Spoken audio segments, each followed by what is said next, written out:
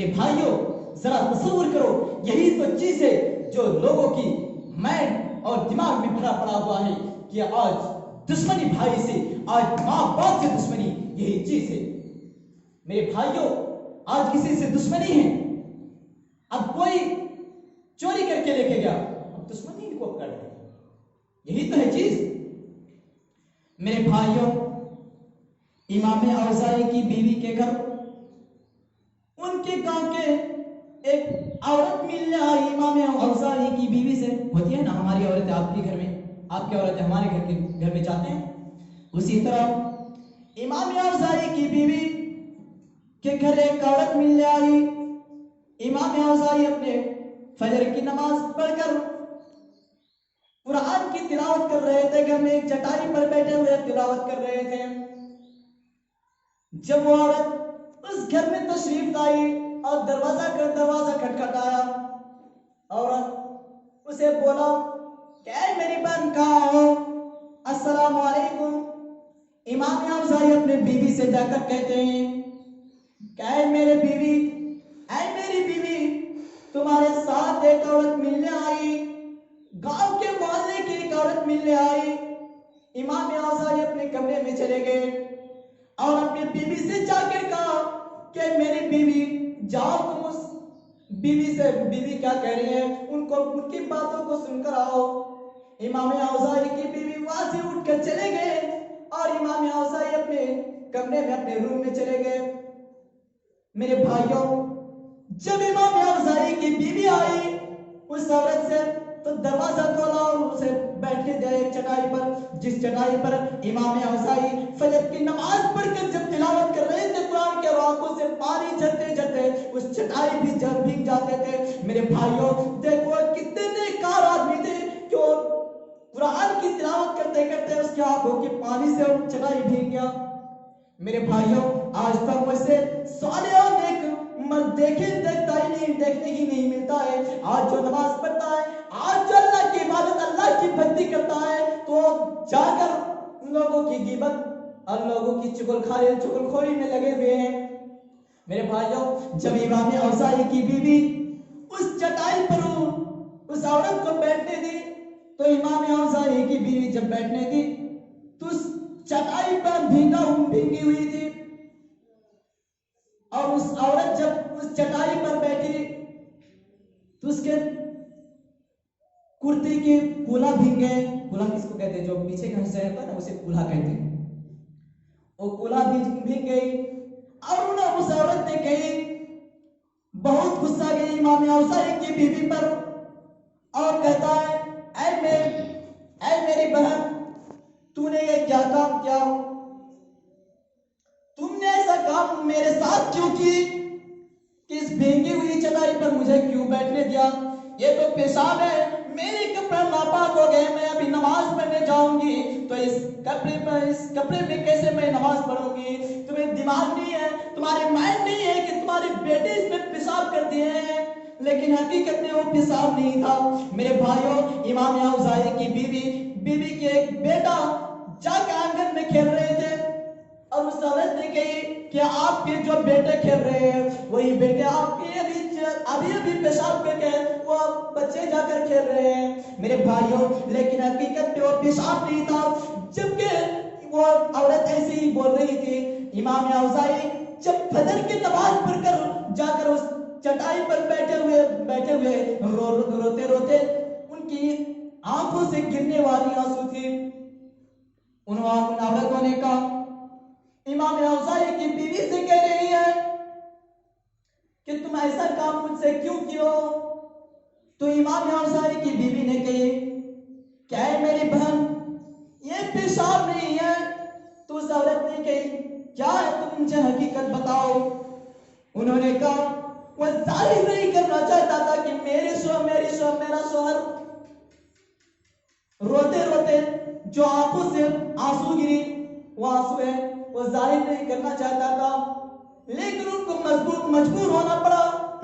اور امام اوزاعی کی بیوی سے پوچھنے لگا حقیقت میں کیا ہے؟ یہ پانی نہیں ہے تو کیا ہے؟ ابھی تو اپنے بیٹے جا کر پیشاب کر کے یہاں سے چلے گئے۔ میرے بھائیوں ذرا تصور کرو امام اوزاعی کی بیوی جب ان عورتوں سے کہی کہ جانتے ہو امام اوزاعی روزانہ فجر کی نماز پڑھتے ہیں، نماز پڑھنے کے بعد اس چٹائی پر بیٹھے ہوئے قرآن کی تلاوت کر رہے ہیں، اور ان عورتوں نے کہی ہاں قرآن پڑھا تو کیا ہوا؟ امام اوزاعی کی بیوی کہہ رہے ہیں کہ امام اوزاعی جب فجر کی نماز پڑھتے ہیں اور اسی چٹائی پر بیٹھ کر جب قرآن پڑھتے ہیں اور آنکھوں سے آنسو گرتے ہیں، یہی آنکھوں کی آنسو ہے جس سے چٹائی بھیگی ہوئی ہے۔ اس عورت کو حقیقت میں آ گئی۔ میرے بھائیوں ذرا تصور کرو کہ وہ پیشاب نہیں تھا بلکہ امام اوزاعی کی آنکھوں سے گرنے والے آنسو تھے۔ دیکھو اس عورت سے بھی دشمنی کر رہی تھی۔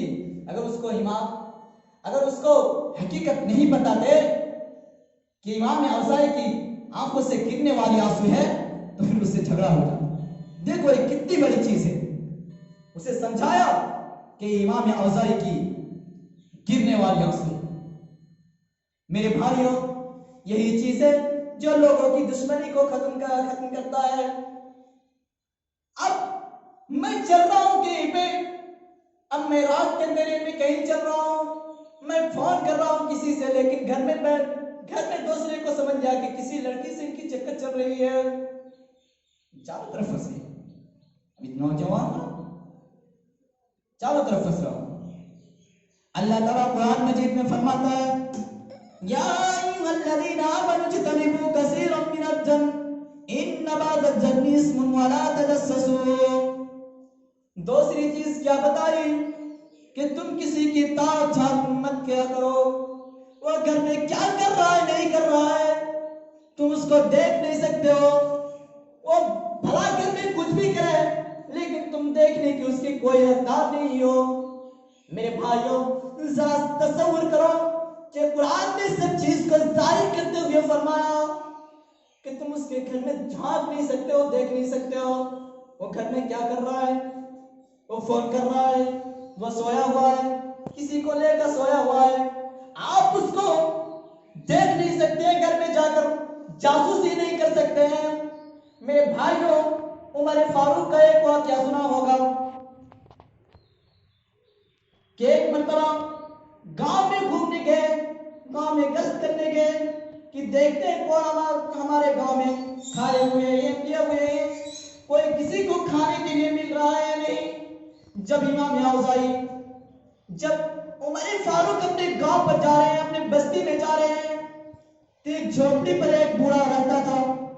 اس بوڑھے نے ایک طوائف لا کر نچوا رہے ہیں۔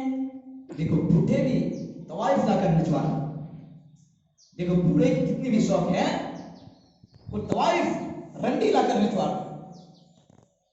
جب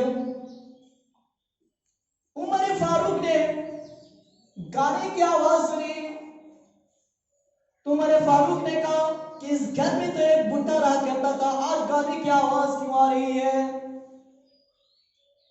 میرے بھائیوں لیکن وہ بوڑھا شراب کے نشے میں شراب پیا ہوا تھا اور طوائف لا کر نچوا رہا تھا، لیکن اس بڈھے نے جب نچوا رہا تھا تو عمر فاروق نے اس کے گھر کے پاس گیا اور کان لگا کے سنا، کان لگا گانے کی آواز۔ اب عمر فاروق کو شک ہو گیا کہ اس گھر میں تو بوڑھا رہا کرتا تھا لیکن آج گانے کی آواز کیوں آ رہی ہے؟ عمر فاروق جب لگایا، دیکھا، جھانک کر دیکھا تو بوڑھے شراب کے حالات میں دھت پڑے ہوئے ہیں۔ اب دیکھتے ہیں شراب پیتے ہیں، ماں ادھر سے ادھر اپنے ماں بہن کو بھی پہچان۔ امام جب عمر فاروق دیکھ لیا اس بڈھے کو کہ وہ بڈھے شراب کے نشے میں دھت پڑے ہوئے ہیں، اب وہ بڈھا طوائف کو لے کر نچوا رہا ہے، عمر فاروق کو دیکھ کر برداشت نہیں ہوا، اور دیوار پر چڑھا، دیوار پر چڑھنے کے بعد جمپ لگا گئے، کود گئے۔